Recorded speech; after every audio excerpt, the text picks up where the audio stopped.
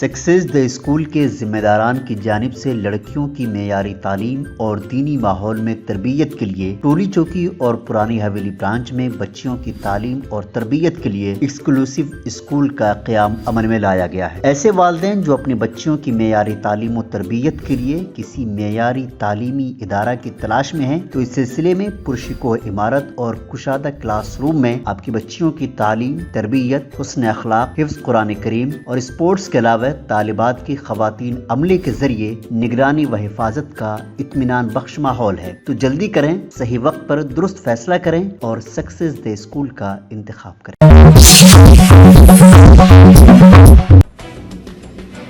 लोकसभा इंतखाबात से कबल भारत राष्ट्र समिति को एक और शदीद झटका लगा। पार्टी के रुकन असम्बली दानम नागेंद्र और रुकन पार्लियामेंट रंजीत रेड्डी कांग्रेस में शामिल हो गए।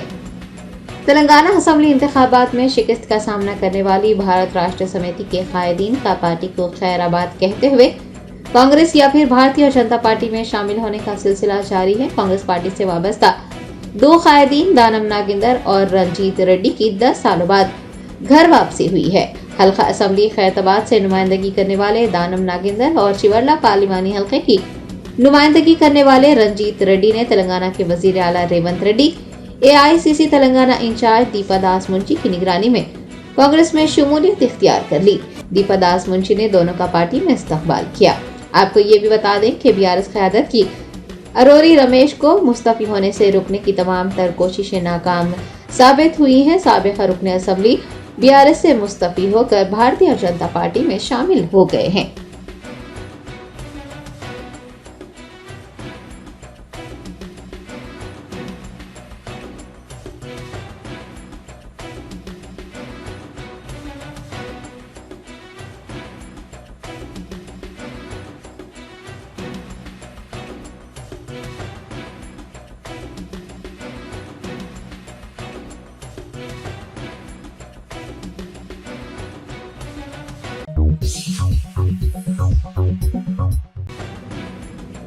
तेलंगाना बीजेपी सदर जी किशन रेड्डी ने कांग्रेस हुकूमत पर नुक्ताचीनी करते हुए कहा कि कांग्रेस को इख्तिदार संभाले 100 दिन पूरे हो गए हैं, ताहम इंतखाबी वादों को पूरा नहीं किया गया। मरकजी वजीर व तेलंगाना बीजेपी सरबराह जी किशन रेड्डी ने तेलंगाना में कांग्रेस हुकूमत के 100 दिन मुकम्मल होने पर मीडिया के नुमाइंदों से बात करते हुए हुकूमत को तनकीद का निशाना बनाया और कहा कि तेलंगाना में 3 महीने पहले असम्बली इंतखाबात हुए थे। कांग्रेस पार्टी ने 6 जमानतों पर 100 दिनों में अमल दरामद करने का वादा किया था। अब 100 दिन मुकम्मल हो गए हैं, लेकिन कई वादों पर अमल दरामद नहीं किया गया है। उन्होंने याद दिलाया कि खवातीन को माहाना 2500 रुपये अलावेंस देने का वादा भी पूरा नहीं किया गया। कांग्रेस की हुकूमत साजी के बावजूद भी तेलंगाना में कोई तब्दीली नहीं आई।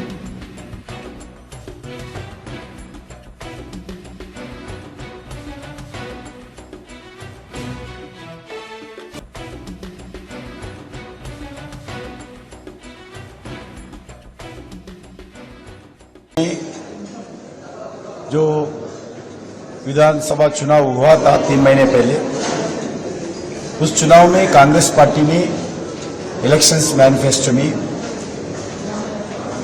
6 गारंटी के नाम पर तेलंगाना जनता को वादा किए थे। हम इस 6 गारंटीज 100 दिन के अंदर हम इम्प्लीमेंटेशन शुरू करेंगे, ऐसा बोले हैं। आज कोई गारंटी इम्प्लीमेंटेशन नहीं किया है। 100 दिन हो गया।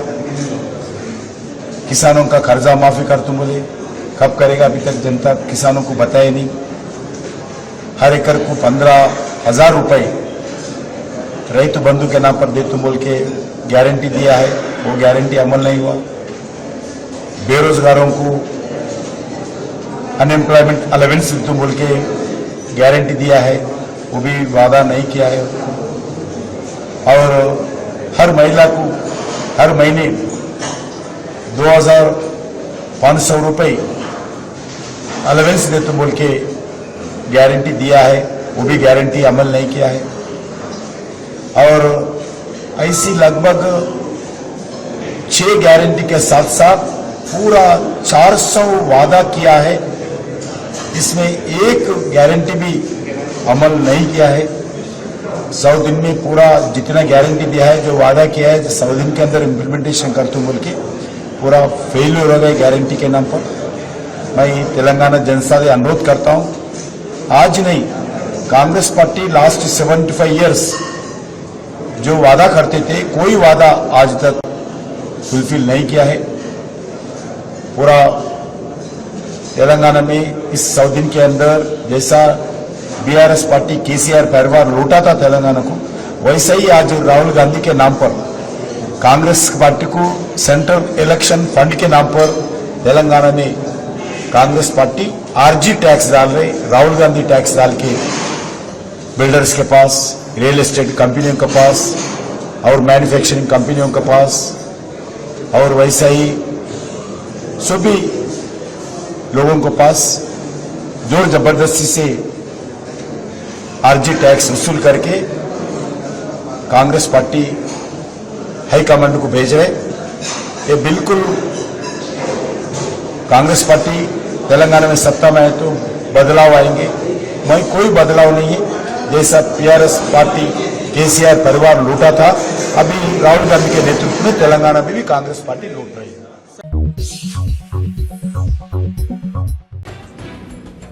लोकसभा इंतखाबात की तारीख का ऐलान कर दिया गया है। दोनों तेलुगु रियासतों तेलंगाना और आंध्र प्रदेश में 13 मई को आम इंतखाबात के लिए वोट डाले जाएंगे। Chief election commissioner Rajiv Kumar के मुताबिक दोनों तेलुगु रियासतों के लिए 18 अप्रैल को इलेक्शन का नोटिफिकेशन जारी किया जाएगा। पर्चा नामजदगी 25 अप्रैल से कबूल की जाएगी। नामजदगियां वापस लेने की आखिरी तारीख 29 अप्रैल रहेगी। 13 मई को आम इंतखाबात और ज़िमनी इंतखाब होगा। 4 जून को नतायज जारी किए जाएंगे। इलेक्शन कमीशन ऑफ इंडिया ने कहा है कि हर एमएलए उम्मीदवार को 38 लाख रुपए और एमपी उम्मीदवार को 90 लाख रुपए खर्च करने की इजाजत है। उम्मीदवारों को गाली गलौज न करने और दुश्मनी पैदा न करने की ताकीद की गई है। राजीव कुमार ने कहा है कि गलत मालूमात के खात्मे के लिए इलेक्शन कमीशन ऑफ इंडिया का एक खुसूसी यूनिट काम करेगा। गुज़िश्ता की तरह इस बार भी 7 मरहलों में 19 अप्रैल से 1 जून तक पोलिंग होगी। तेलंगाना और आंध्र प्रदेश में चौथे मरहले में इंतखाबात होंगे। आपको बता दें कि मुल्क में 29 साल तक की उम्र के करीब 21.5 करोड़ नौजवान वोटर्स हैं। 1.82 करोड़ वोटर्स ऐसे हैं जो पहली बार वोट डालेंगे। ये तमाम अफराद अपने मुस्तकबिल का फैसला करने के लिए वोट डालने जा रहे हैं। मुल्क में वोटर्स की कुल तादाद 96.8 करोड़ है, जिनमें से 49.7 करोड़ मर्द हैं और 47 करोड़ खवातीन हैं।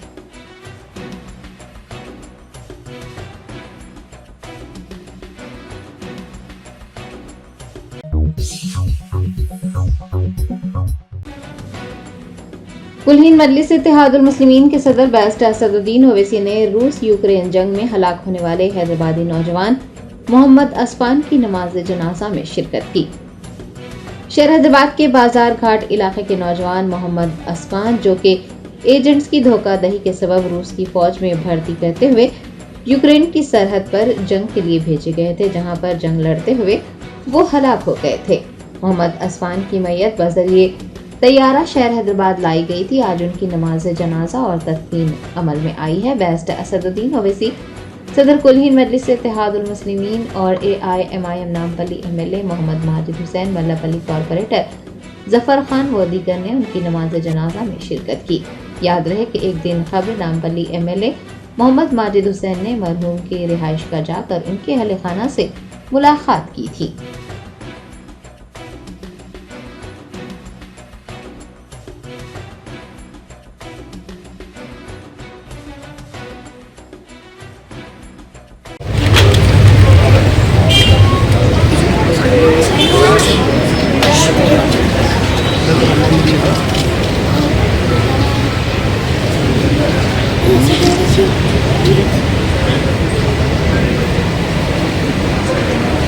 निकल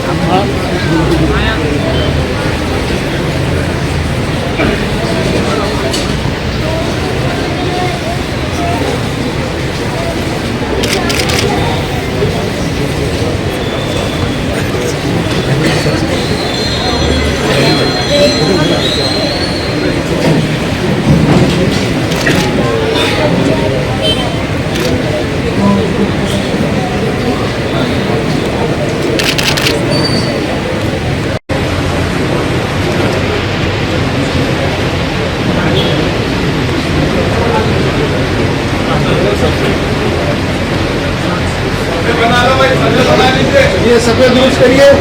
जनाब अंदर लेना है अंदर आपको वहीं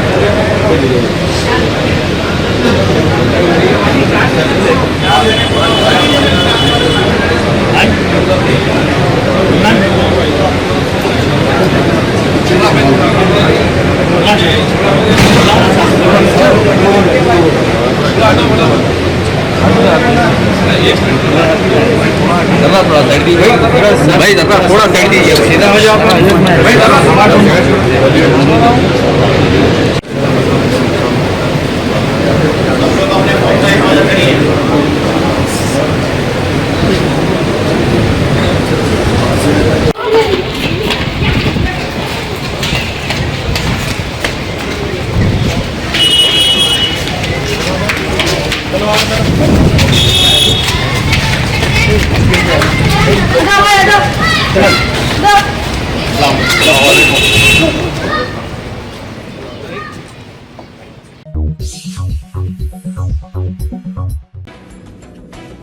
रियासत कर्नाटक के बेंगलोर में national commission for protection of child rights के चेयरपर्सन और उनकी टीम की जानिब से एक मदरसे का दौरा करते हुए वहां तालीम हासिल करने वाले तलबा से नामुनासिब सवालात पूछे गए। यतीम बच्चियों को धमकाने और उन्हें थप्पड़ मारने का वाकया भी पेश आया। बच्चों के हुकूक के तहफ़्फ़ुज़ की गर्ज से तश्कील दिया गया कमीशन अब यतीम यसीर बच्चों को मारने और धमकियां देने, उनसे नामुनासिब सवालात करने का काम कर रहा है। NCPCR के चेयरपर्सन के प्रियांक ने अपनी टीम के साथ बेंगलोर में एक मदरसे का दौरा किया। बताया गया है कि वहां पढ़ने वाली तालिबात से नामुनासिब सवालात पूछे गए।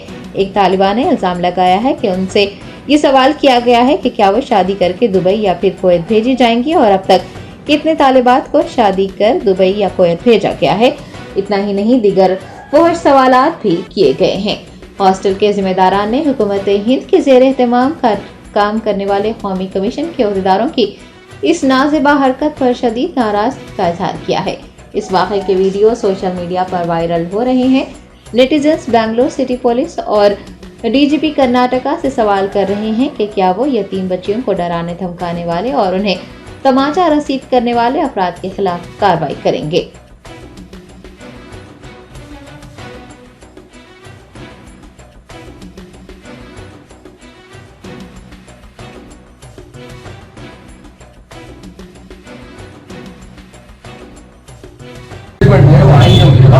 Without notification, without information. Without information, without notification, it's our mandate to search. It's our mandate to visit. You are nobody to tell us. Who are you? I am Majid Federation member. Take him with him. Take him with you to police sir station. ಒಂದು ನಿಮಿಷ ಇದೆ ಕೇಳ ನಾನು Take him with you to police station. Sir ಒಂದು ನಿಮಿಷ ಇದೆ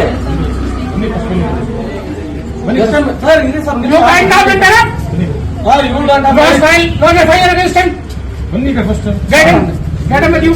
sir without notification ಹೆಂಗ್ ಬರ್ಬೋದು ಸರ್ ಹೆಣ್ಮಕ್ಳೆಲ್ಲ ಇಲ್ಲ ಅವರು ಹೆಣ್ಮಕ್ಳೆಲ್ಲ ರೂಢಾಗಿ ಮಾತಾಡ್ತಾರೆ Get each and every child rescued right now.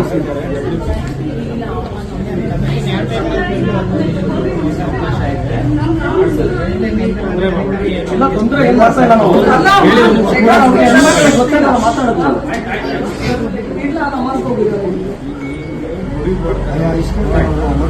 पहले हम नमाज हम पढ़ थे, फिर सडनली आपको ऐसा पूरा मदरसा छान मारे, फिर छान मार को यतीम बच्चे कौन कौन को बाहर लाए।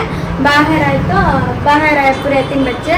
फिर बोले कि तो एक बच्चे को ऊपर लगे कि वो बच्ची को पूछे कि कान छीती तुम ना मारती, अच्छा खिलाती क्या, सभी पूछे। फिर मंजिल ले गए, ले जाकर नाम पूछे, फिर ना एज पूछे, फिर स्टडीज पूछे, शादी करने के बाद दुबई को जाती क्या वो सभी पूछे। फिर माँ का नाम पूछा, वो बोली माँ का नाम बोलती नहीं कर बोली। फिर परिवार के बारे में पूछा, परिवार का नाम भी बोलती नहीं, मैं क्या बोलती नहीं, आपा से पूछ कर बोले। बस मैं गाल पर थप्पड़ मारकर क्या सच सच बोला, क्या क्या है सब बोला।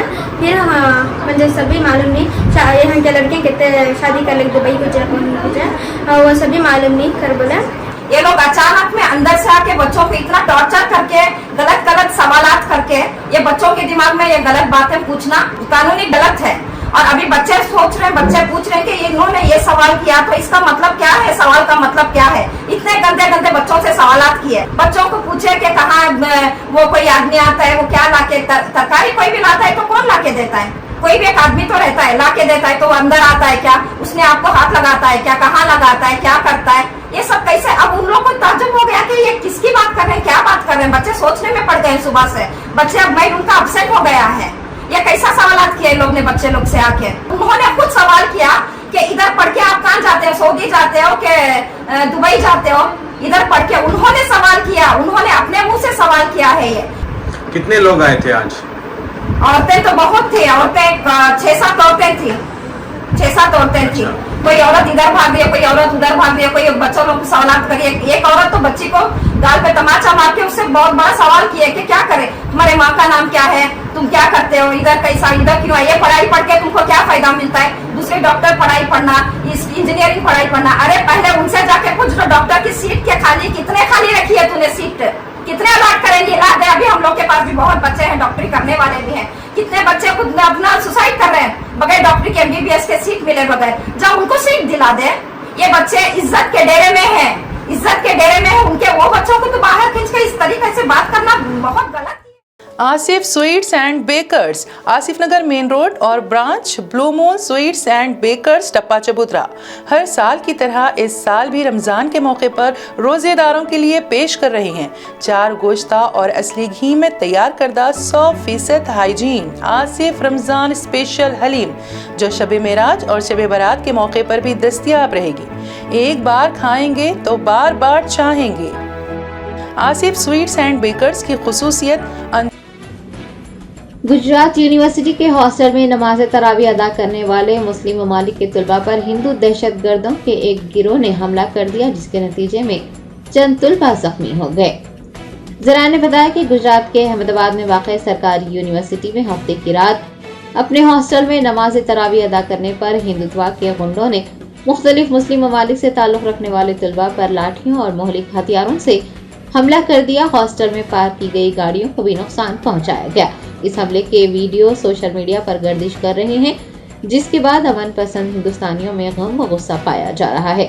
तलबा का कहना है कि अहमदाबाद के कैंपस में मस्जिद न होने की वजह से वो हॉस्टल में नमाज तरावी अदा करने के लिए इकट्ठा हुए थे। उनका इल्जाम है कि लाठियों और चाकुओं से मुसल्लह हुजूम ने न सिर्फ उन पर हमला किया बल्कि उनके कमरों में तोड़ फोड़ की उनकी कीमती अशिया को नुकसान पहुंचाया। हॉस्टल के सिक्योरिटी गार्ड्स भी हुजूम को रोकने में नाकाम रहे। 5 जख्मियों में से 2 अफ्रीका से, 2 बांग्लादेश से, 1 श्रीलंका, 1 उज्बेकिस्तान और 1 अफगानिस्तान से ताल्लुक़ रखते हैं। पुलिस से हमले के खिलाफ शिकायत करने से मुताल्लिक़ पूछे गए सवाल पर तालिब इल्मों ने पुलिस के वहां पहले से ही मौजूद रहने और गुंडों को वहां से जाने देने का इंकशाफ किया है। दूसरी जानिब अहमदाबाद के पुलिस कमिश्नर GS मलिक का कहना है कि तलबा पर हमला करने वाले 20 से 25 लोगों के खिलाफ FIR दर्ज की गई है। हमले में मुलविस अफराद के खिलाफ कार्रवाई की जाएगी। उन्होंने अमन व अमान की सूरत हाल को काबू में बताया है। हिंदू दहशतगर्दों के हमले से खौफजदा तलबा ने यूनिवर्सिटी इंतजामिया से उन्हें महफूज मुकाम पर मुंतकिल करने की दरख्वास्त की है।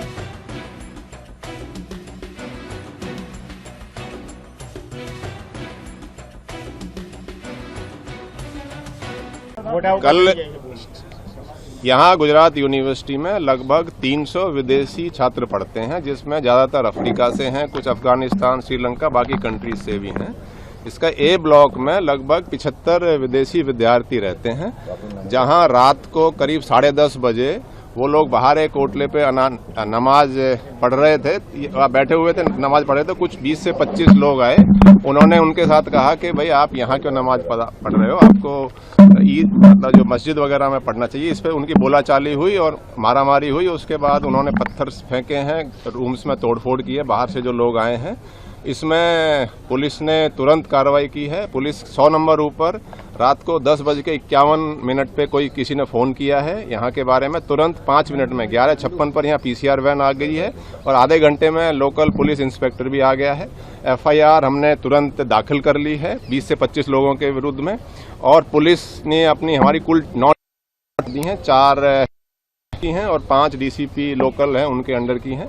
और इसकी पूरा जो भी लोग इसमें इन्वॉल्व हैं उनके खिलाफ पुलिस कड़क कार्रवाई करेगी, उनको तुरंत गिरफ्तार किया जाएगा। इसकी overall monitoring joint commissioner crime branch करेंगे। एक आदमी का अभी तक मैं बता सकता हूं कि आइडेंटिफाई हो चुका है और बाकी लोगों की भी शिनाख्त कर ली जाएगी। मैं ये भी कहना चाहता हूं कि यहाँ कायदा व्यवस्था की जो स्थिति है पूर्ण अंडर कंट्रोल है। किसी को कोई ऐसे घबराने की बात नहीं है। कुछ ऐसे तत्व होते हैं जो छोटा मोटा ये इंसिडेंट्स के नाम पे, कॉमनल के नाम पे कुछ ऐसा करते हैं। पुलिस पहले भी कड़क कार्रवाई करती रही है और आगे भी कड़क कार्रवाई करती रहेगी। इस इंसिडेंट्स में 2 लोगों को अभी वो हॉस्पिटल में है, एक श्रीलंकन है और एक शायद तजाकिस्तान का है। सर लाखों हुआ है, क्या ये वीडियो यही घटना का है या कुछ और है? नहीं, देखिए काफी वीडियो सामने आए हैं जिनमें लोग पत्थर फेंक रहे हैं, तोड़फोड़ वगैरह कर रहे हैं। एक ऐसा भी वीडियो आया है कि जिसमें एक आदमी ने, कुछ लोग जो आए हुए हैं बाहर से, उनमें से कोई एक आदमी ने, यूनिवर्सिटी के किसी ने, उसमें भी एक थप्पड़ मारने का ऐसा भी एक वीडियो सामने आया है। उसकी भी हम वेरीफाई कर रहे हैं। लेकिन पुलिस बिल्कुल निष्पक्ष और न्यायिक कार्रवाई करेगी और सरकार भी चाहती है कि इसमें कड़क कार्रवाई करे और न्यायिक कार्रवाई करे। हाँ, मैं यही बताना चाहता हूं कि माननीय गृह मंत्री जी के साथ भी बैठक हुई है और स्पष्ट सूचना है कि इसमें कड़क कार्रवाई हो और न्यायिक कार्रवाई पुलिस करे। देखिए, इसमें जो मैंने बताया कि पुलिस तपास चालू है, टीमें बना दी गई हैं और अरेस्ट कर दिए जाएंगे।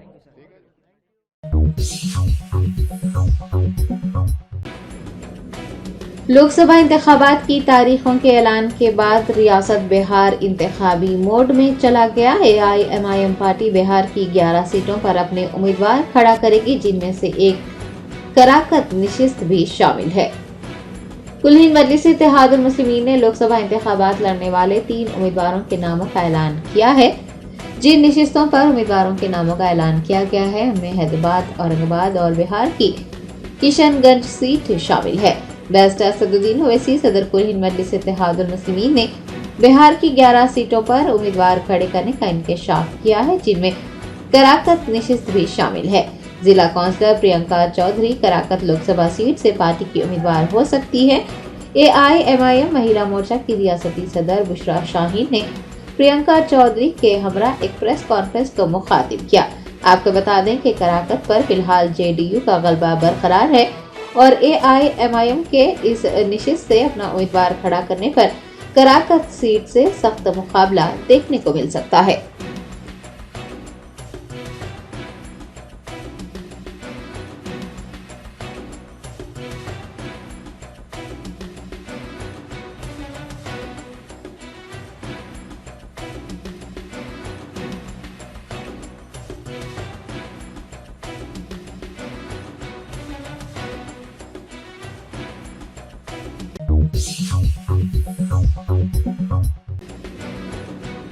उम्मीद फाउंडेशन के सदर अब्दुल अजीज और जनरल सेक्रेटरी खलील अहमद ने कहा है कि जरूरतमंदों और मुस्तहिकीन की खिदमत ही उनका अव्वलीन मकसद है। आदिलाबाद में जरूरतमंदों की बर वक्त मुख्तलिफ मौक़ों पर रिफाही और फलाही खिदमत अंजाम देने की गर्ज से उम्मीद फाउंडेशन नामी एक ट्रस्ट कायम किया गया है, जिसके आगाज के साथ ही 50 मुस्तहिक रोजेदारों में रमजान राशन किट्स की तकसीम अमल में लाई गई है। उम्मीद फाउंडेशन के जिम्मेदारान अब्दुल अजीज और खलील अहमद ने मीडिया को बताया कि फाउंडेशन मुस्लिम वेलफेयर ऑर्गेनाइजेशन की सरपरस्ती में खिदमत अंजाम देगी। साल भर मुख्तलिफ खिदमत का सिलसिला जारी रहेगा ताकि शहर में कोई भी जरूरतमंद गैरों के दर पर जाने से बचा रहे और जरूरतमंदों की बर वक्त इमदाद को यकीनी बनाया जा सके। उन्होंने बताया कि फी पैकेज 1900 रुपये पर मुश्तमिल है, जिसमें 24 खाने पीने की जरूरी अशिया शामिल है। पहले मरहले में 50 मुस्तकीन में राशन तकसीम किया गया है। शहरियान आदिलाबाद से फलाही खिदमत में बढ़ चढ़ कर हिस्सा लेने की अपील भी की गई है। इस मौके पर शेख शौकत अली, मोहम्मद अजहरुल्लाह, मुजीबुद्दीन, हमीदुल्लाह, अनवर, नौशाद के अलावा दीगर मौजूद थे।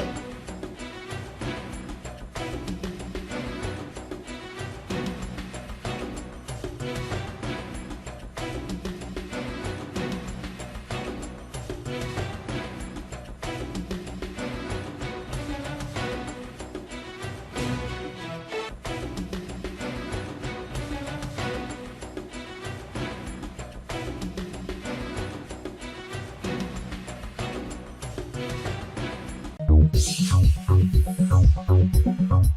Germanton super speciality hospital, doctor Mir Jawad Zar Khan, senior experienced orthopaedic surgeon, bone fracture, joint replacement, hip replacement और स्पाइन सर्जरी कामयाबी से अंजाम दे रहे हैं। इसके अलावा neuro surgery, cardiology, gynaecology, dental, general medicine, dialysis और फिजियोथेरेपी जैसे शोबाजात में इंतहाई कामयाबी के साथ वाजिबी फीस में इलाज किया जा रहा है। शेयरिंग और प्राइवेट रूम्स, अस्पताल में 24 घंटे MRI, CT scan, 2D digital x-ray, ultrasound, operation theatre, ICU और लैब की सहूलत दस्तयाब है। आपकी उम्मीदों के ऐन मुताबिक Germanten super speciality hospital, pillar number 150, Attapur, Hyderabad.